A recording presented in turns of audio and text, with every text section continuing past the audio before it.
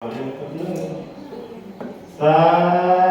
ธุโอมาจาโรกานิปปิตังปปิกานังชลิยันติวรังนายาจนาสันติทัสสะปราสัพพะสาติกาเตเจตุธรรมานังกัปปิมังปัจจังละธนังกาโลมานะโมตัสสะภะคะวะโตอะระหะโตสัมมาสัมพุทธัสสะนะโม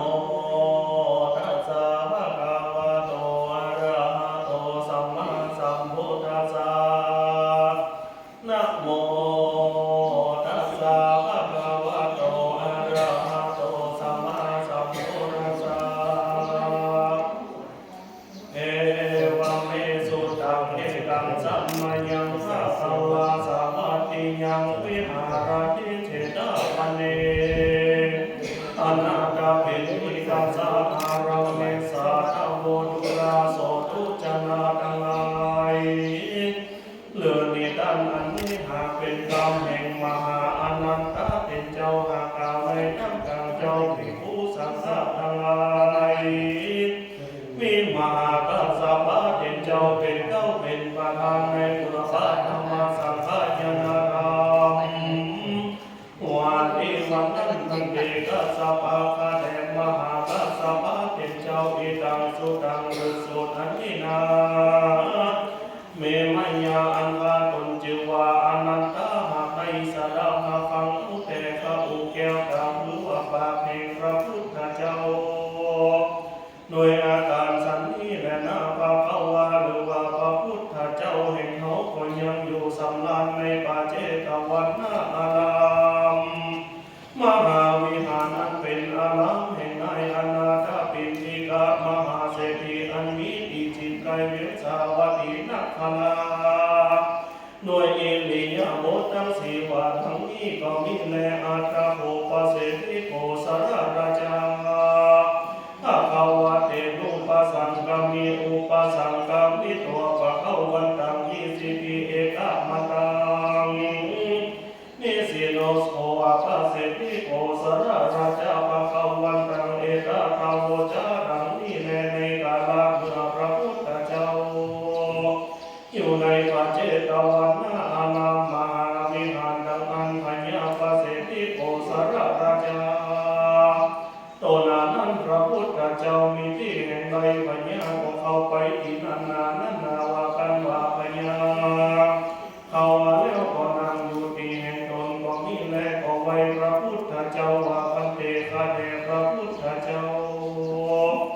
ส่วนนาเรืออันว่าโสริยเทวบุตรนาตั้งอยู่ในระวาสีอันชื่อว่ามีนั่นนาเก่าใดเก่าอยู่นั่นนาก็เสด็จเข้าสู่ระวาสีอันชื่อว่ามีเก่าใดอายุนั้นเล่าก็ได้ดังนาอันอาจารย์เจ้าทั้งหลายก็กล่าวว่าสังฆาไปดังนี้ในนาเอกาทาดังนาข้าพลทั้งหลายก็เป็นเพียงที่โลกาจิตมาทานนาคาปังนาพุทธาวาปังนาข้าเสนาอามาตประดับคนเที่ยวแก่พญาแห่งตนนั้นแหละนาปังนาข้าสัตว์ทั้งหลายอยู่ว่านาพญาที่พอในต้องการเจ้าพญาเสนาอามาตทั้งหลายมีใจอันจงจืดและยินดีกับธรรมะมานะและอันดาโภปเสนานิหาโกสารราชาส่วนนว่าปัญญาปเสธิโกสารตาตนทั้งโกโยอันจุลีตังไว้ขมองแท้คนนามัสการกรรมยังพระพุทธเจ้ากล่าวว่าทั้งนี้มันเตวะภวะกาเดพระพุทธเจ้าอันว่าสุริยเทวะผู้เจ้าอาณาอยู่ในระวาสีอันชื่อว่ามีอันเก่าและเราอยู่ก็ขึ้นสู่ระวาสีอันชื่อว่าเมตตามภาษาโลกนี่นากล่าวว่าสังขาราวาอันคนทั้งหลายก็อยู่กันที่ใดที่หนึ่งที่เดียวก็ทำน้ำดำหัวอาองค์ทรงเกียรติเจ้าภิกขุสังฆะทั้งหลายด้วยน้ำอกน้ำหอมแล้วก็มือยังวัตถุดังทั้งหลายตามนาตามมีตนมาเขาน้ำโภชนาอาหารทั้งหลายแก่เจ้าภิกขุสังฆะทั้งหลายมีพระพุทธเจ้าเป็นเจ้าเป็นประธานคนนั้นทั้งหลายทั้งองค์ก็ปล่อยยังสัตว์ทั้งหลายมันเป็นต้นวานโลกและมูก็มี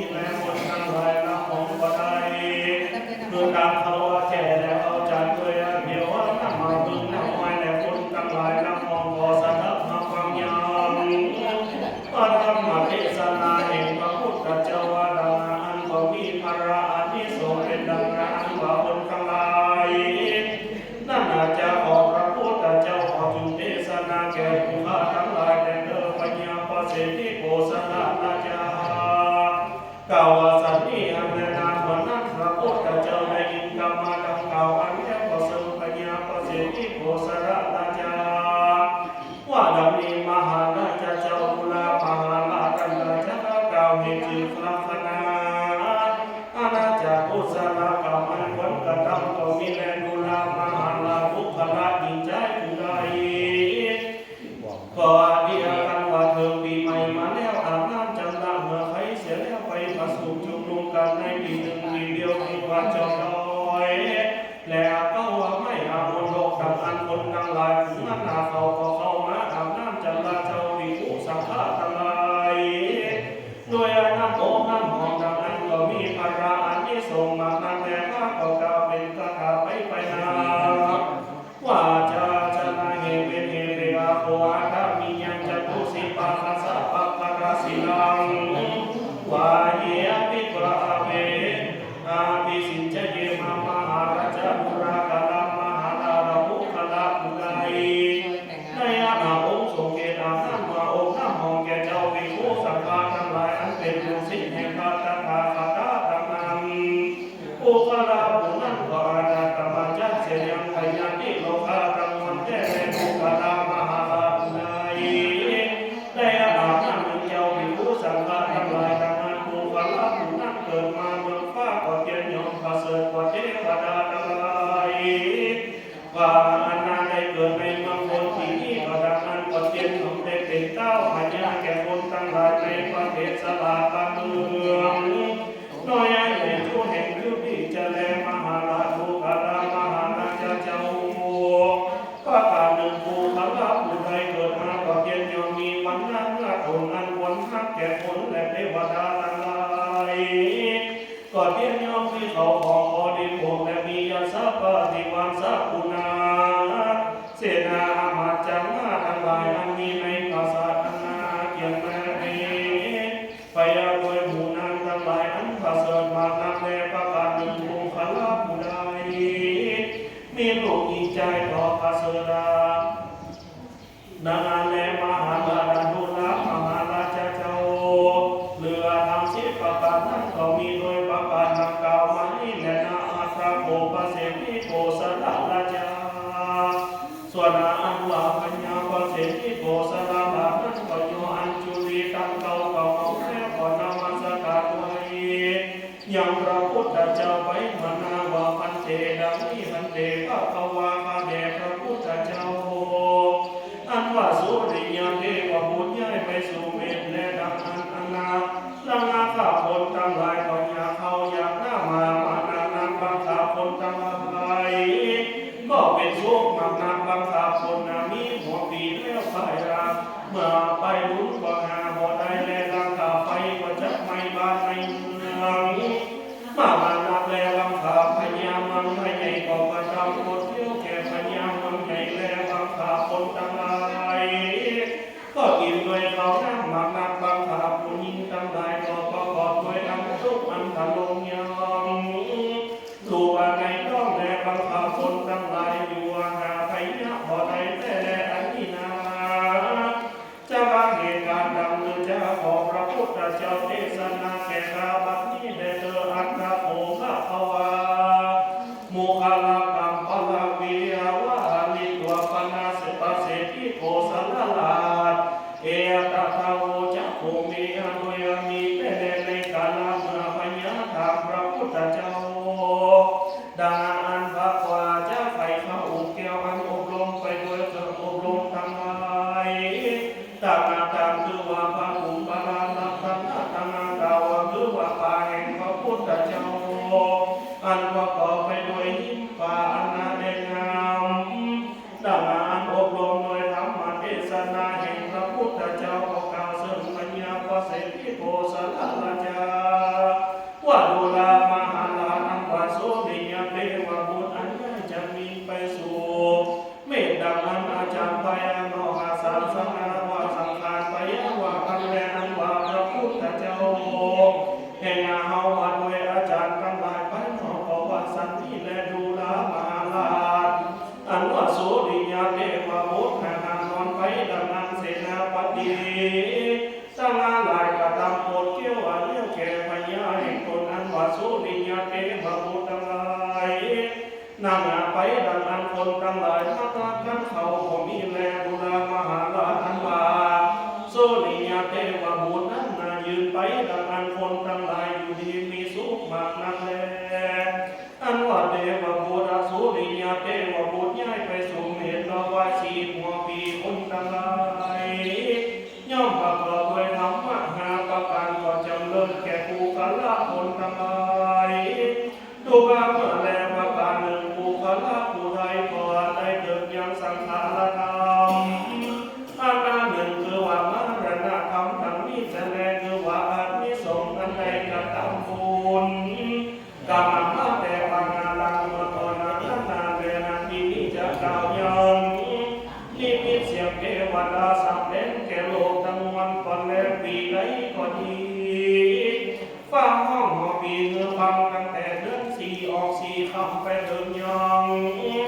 เดือนนาหกเป็นน้ำเตอฟังทุกทิศาน้ำเตอปีนี้นาฟังห้องบนบูรับมาก่อนนาในจิวเทวบุตรเทวดาไฟประตูเล็กปีนี้คนทั้งหลายมาเกี่ยวใครได้ป่วยมาตายแล้วมาผลหัวปีนาปีเขากาก็จะดีมางานนักแลกาวเทวดาสับแดงโลก่อนแล้วเขาที่ก่อนแลดีที่จะจะรวยป้ากระดึงสังขารหลอกก่อนแลปีนี้นาสังขารหลอกไปวันดึงสังขารขี่นางมา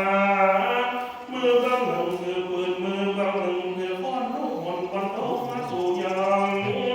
หนวันออกงานผู้เจอธรรมะสิรินันเอาแค่คนลุกพื้นยืนไป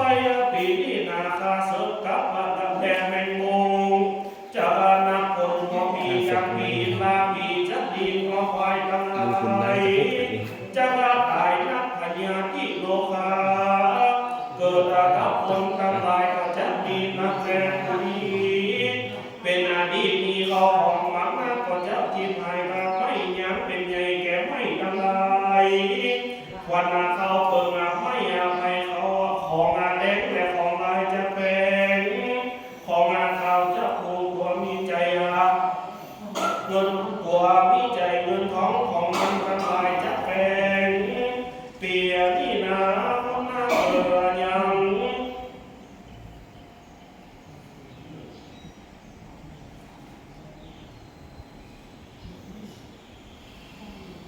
เปียที่นาคนเกิดยังวันอังคารจะมีข้อคนเกิดวันเสาร์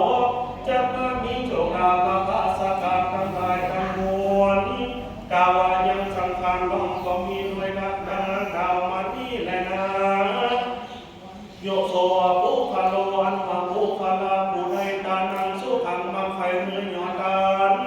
แห่งตนเมื่อใดตานักกับคณะว่าเกิดในปีใจเมื่อสร้างน้ำบ่เป็นตาก็สาระเป็นตาก็จริงเป็นสุขมีเขาของเงินคำหมากนับได้อยู่ปุคโลอันมาปุคลาผู้ใดเกิดอะไรปีเบาตานังสุขังมาไฟเมื่อเป็นยอดตาเห็นโดนจุจึงได้สร้างโหมาไฟเป็นตาก็จะมีเขาของอายุมันยืนยาวหมักนักเลงอยู่ปุคโลอันมาปุคลาผู้ใดเกิดอะไรปีนี้ตานังสุขังมาไฟเมื่อเป็นยอดตาในคนสังหารก็สร้างยังสาระเป็นตาก็จริงจะเป็นดีมีเขาของหมักนักและนายโยปุคโลอันว่าปุคลาผู้ใดเกิดอะไรปีเมาตานังสุขังมาไฟเมื่อเป็นยอดตาในคนสังหารจุงสร้างยังสาราและภาษาเป็นตามก็จะได้ยากินนายังกังเงินกังคำพยาจะแลนาเยจนามาพบเกิดในปีสีตานังสุขังไขเมื่อเป็นยอดตาในตนจุงได้สร้างอย่างพันธะปุตีเป็นตามก็จริงเป็นดีมีเขาของหมักนักและนาเยจนาอันมาโนเกิดอะไรปีใสตานังมาสุขาขังมาไขเมื่อเป็นยอดตาในตนได้สร้างอย่างโสวรรณผู้ผังยังบอกให้คำเป็นตามก็จังจริงจะมีเขาของเงินคำหมักนักและเยจนาอันมาผลผู้ใดเกิดปีสังฆทานังสุขังมาไขเมื่อเป็นยอดตาในตนดังนั้นได้สร้างแต่นาเจ้าเป็นตามก็จริงจะมีเขาของหมักนักและอายุก็ยืนยาวจะและนาเยจนาอันว่าผลผู้ใดเกิดมา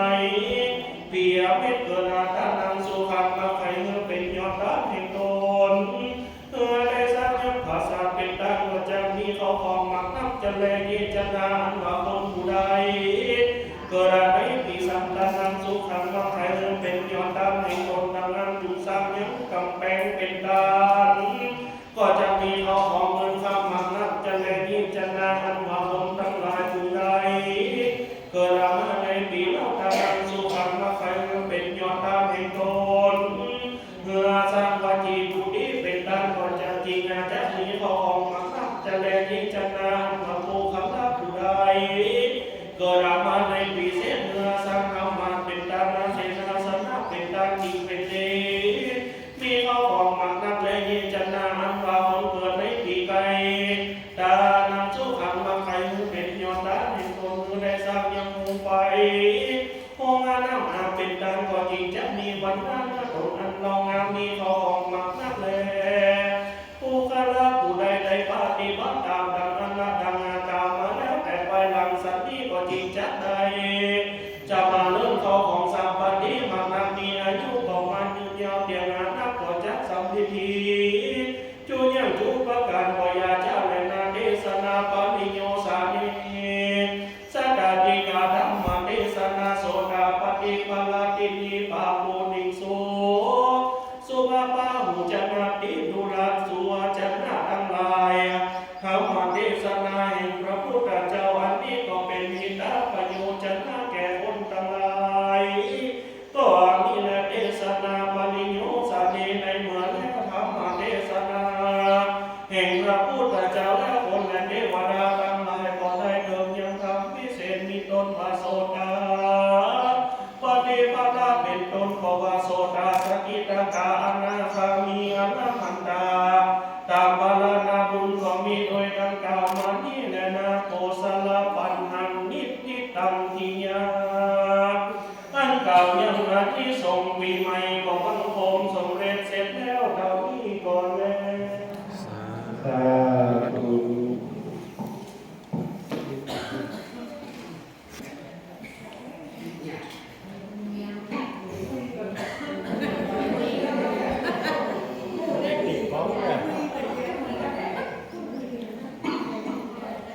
เกมไปต้นถึงยกเข้าไปเลยอันสุดท้ายขอบอกอย่าง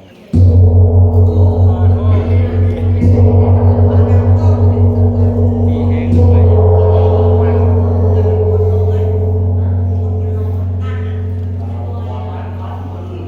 ก้อนขันทำเนี่ยครับเด้อ ตาวริวานาภูราภริปุริกิสาหารังเมวะเมวะอุโคติมังเปตาอุปะคะติจิตัง